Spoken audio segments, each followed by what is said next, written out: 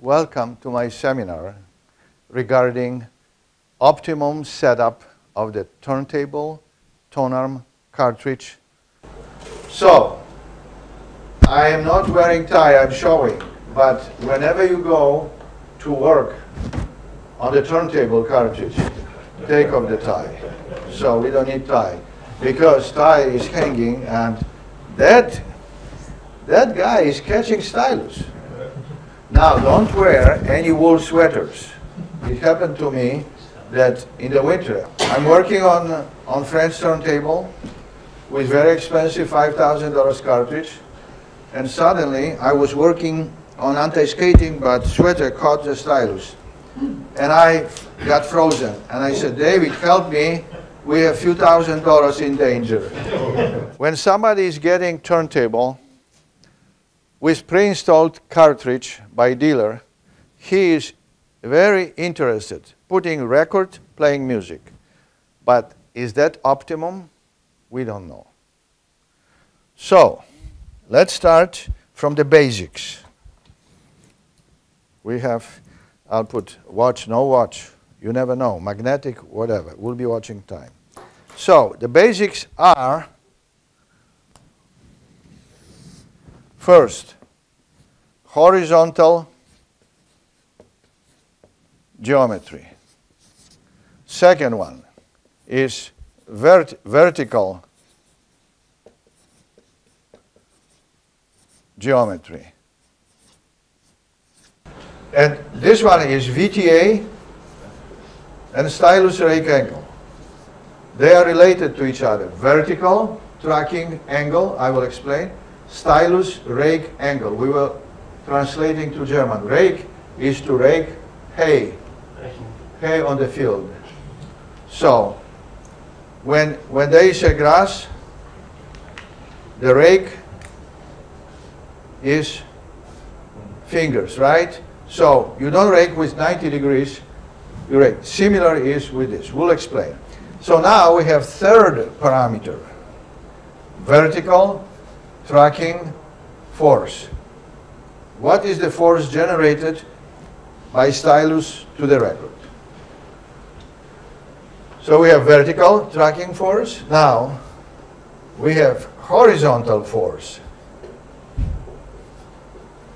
And that's skating, and which is no good, we have anti-skating. And the fifth parameter is, we can talk like azimuth. Azimuth is rotating cartridge looking from the front for the best stereo effect, which is related to crosstalk. I will sit and I think I will use cursor. By the way, if we didn't have time to print it, we would like to print and hand it to you. Maybe it will be available later, but the easiest way, send me email to this one, and I'll forward to you that drawing, and you can print yourself. In a groove, platter spindle, pivot, arm pivot point. So we have pivot to spindle. So pivot to spindle plus overhang, and overhang, if we move stylus over the platter spindle, that distance will be in some, depends on tonearm length. We have effective length of the tonearm. It means from pivot to the stylus is effective length, which is longer than spindle to pivot by overhang. And that's related. Overhang is calculated from formulas developed by Swedish mathematician Lovgren, and he developed A and B alignment. Then during World War II, American mathematician independently developed formula which is, let's say, which is exactly the same like Mr. Lovgren developed. So Lovgren A is the same like Berwald. Lovgren B is slightly different. Then it was also in the 50s and 60s Mr. Stevenson, but I don't know why. He's very well educated, was very educated, but he developed something that we audiophiles disagree with his philosophy. So, let's go to that. Any questions? Just interrupt. This outer groove is 146 millimeters. Inner groove, the shortest radius is 60 millimeters, point something, doesn't matter. In order to make the best tangency, Dirk, how would be best? If we have groove, okay, and radius, tangency is this. So cantilever is along 90 degrees, but pivot is here. Effective length. Effective length. So if we have tonearm and cartridge is here and stylus, I'm exaggerating. So effective length is from stylus straight here. If somebody has unknown tonearm, or to confirm whatever manufacturers say, sometimes they are wrong. They design, but they... So, the method to measure, confirm this point, and that point. And go with the ruler and measure. If somebody will measure 4 points, the average will be here, and from that point to stylus is 9 millimeters. But one fellow, he calls me and he said, Wally, should I use a thread? Fun. And go around the tube and go here? I said, no, you go straight. It doesn't matter what is the... No, but there is no stupid question, but there are stupid answers sometimes. You understand? Translate. Yeah, they know. So, if we have effective length, for example, most popular is 239 millimeters. Overhang for that effectiveness is 17.3 for Lovgren A or Berwald, and then 17.8 for Lovgren B. So if we subtract this one, let's stay with that one. So pivot to spindle will be 221.7. Is that right? If we take this number and that number, it will give this one. This pivot to spindle, my German friend, Mr. Dr. Feickert, Chris Feickert, he developed that protractor that you can measure pivot to spindle, and you can align Berwald, Lovgren A, Lovgren B, and Stevenson. And at the same time, it's very convenient, you can measure pivot to spindle to confirm. You can read here the distance, and then you can align. So first thing, measure. You don't have to buy for, what is 200 euro or maybe more. I don't know what is current price for that one. You can use your homemade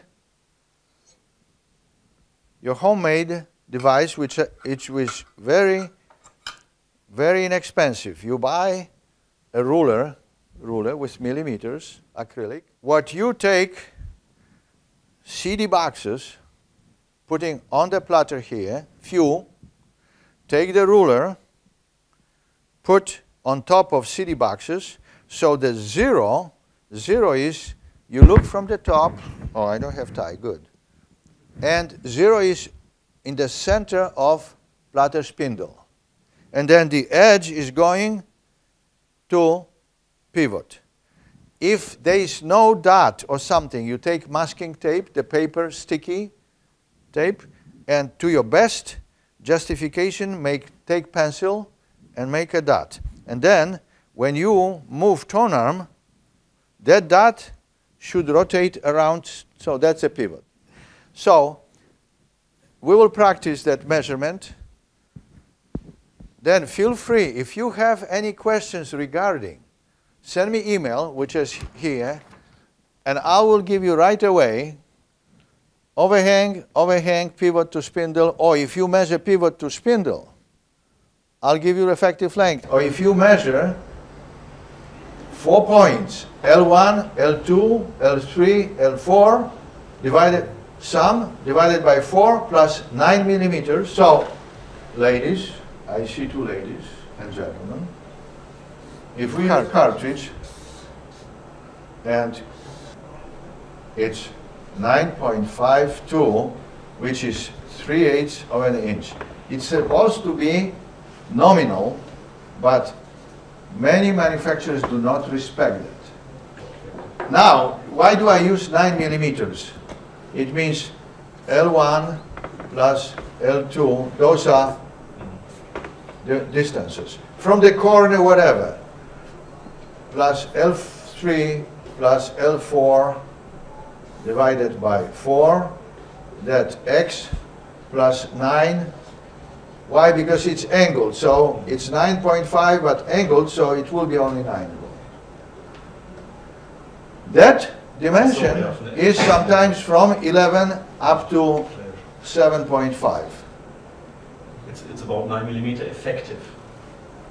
No, it's supposed to be suggested. Yes, yes, right. To the needle. So, okay.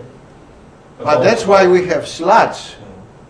So if the cartridge is slightly not exactly, or your pivot to spindle, so you can adjust. Now, what are the null points? The tangency, somebody translated tangency?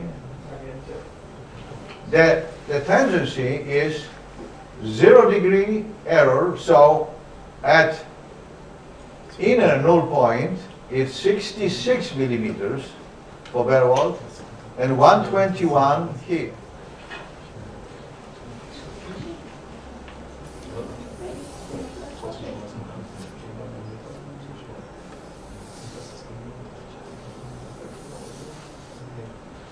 When the stylus is at 66 millimeters, it's a perfect tangency. It means 90 degrees between cantilever. The same is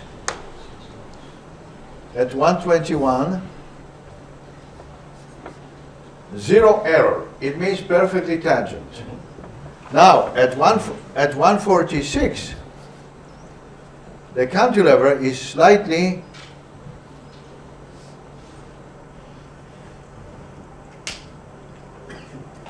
this way. But it's about 2 degrees error. At 60 millimeters, it's, oh sorry, at 89 millimeters, it's opposite way. Here is, yes, but here is only 1 degree this way, 1 degree. So now, where is the sense or idea to have very perfect tangency with linear tracking arm? It works again. I have linear tracking arm, perfect, but it is a danger. If you have linear tracking arm and you align with 3 degrees error, the 3 degrees is traveling all the way. So you have peace of mind that tangency is perfect, but you don't know until you measure.